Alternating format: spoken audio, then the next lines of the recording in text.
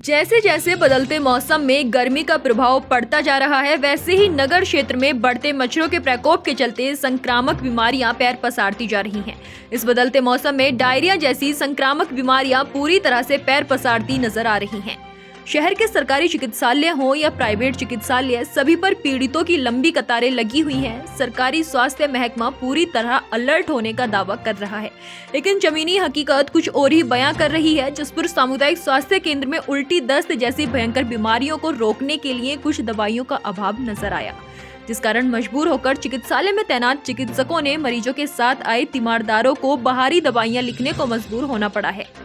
ज्यादातर मरीज अच्छी स्वास्थ्य सेवा न मिलने से नाराजगी जाहिर करते हुए निजी चिकित्सालयों की तरफ दौड़ते नजर आए, जिस पर मुख्य चिकित्सा अधिकारी डॉक्टर मनोज शर्मा ने मीडिया से रूबरू होते हुए बताया कि इस भीषण गर्मी में संक्रामक बीमारियों की रोकथाम को लेकर स्वास्थ्य विभाग पूरी तरह अलर्ट है।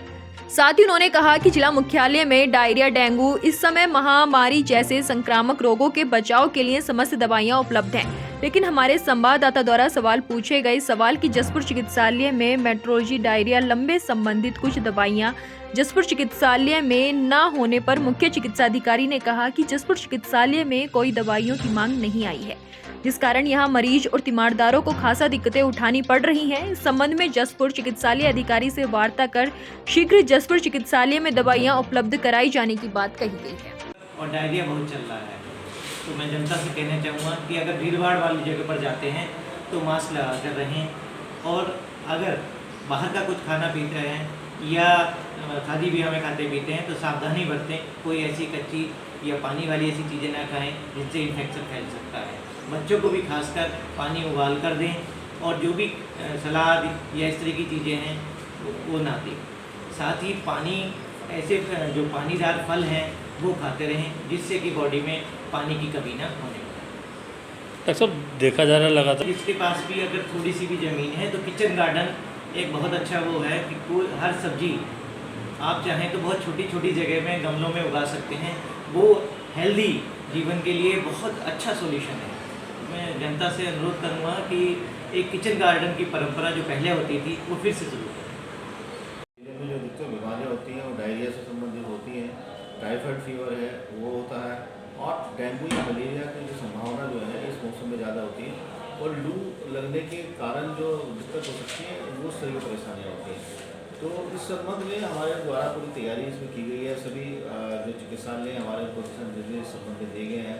जैसे अगर लू की बात करें तो लू से बचाव के लिए संबंधित जो दिशा निर्देश वो दिए गए हैं हमारे द्वारा, और उसके लिए पेपर में भी हमारे द्वारा निकाला गया है कि कैसे उसका बचाव कर सकते हैं, और अगर किसी को लू लग जाती है, उसके लक्षण प्रकट होते हैं तो उसका कहाँ उसका उपचार लेना है, किस तरह से उपचार होना है। इसी तरीके से हमने डेंगू और मलेरिया के लिए भी कार्रवाई शुरू कर दी है। सोच सुरक्षा का कार्य जो हमारे आशा के द्वारा किया जा रहा है। एडवर्टाइजमेंट भी हमारे द्वारा पेपर में इसमें दिया गया ताकि लोग जो है उसमें जागरूक रहें। और अभी कल विश्व मलेरिया दिवस था तो उस पर भी हमारे द्वारा गोष्ठी जो है वो सभी के साथ में जो हमारे आशा फैसिलिटेटर हैं और हमारे जो ये ब्लॉक लेवल कोऑर्डिनेटर हैं, इनके द्वारा और जनप्रतिनिधियों के साथ जो है हमारे द्वारा मीटिंग जो है वहाँ पर की गई है ताकि लोगों में जन जागरूकता हो। और सभी जो कार्रवाई जो हमारे द्वारा लगातार इसमें की जा रही है लोगों से, ताकि इसमें बचाव हो सके। और इलाज के लिए जो सभी जो ज़रूरी दवाइयाँ हैं और उपकरण हैं वो हमारे पास उपलब्ध हैं पर्याप्त मात्रा में।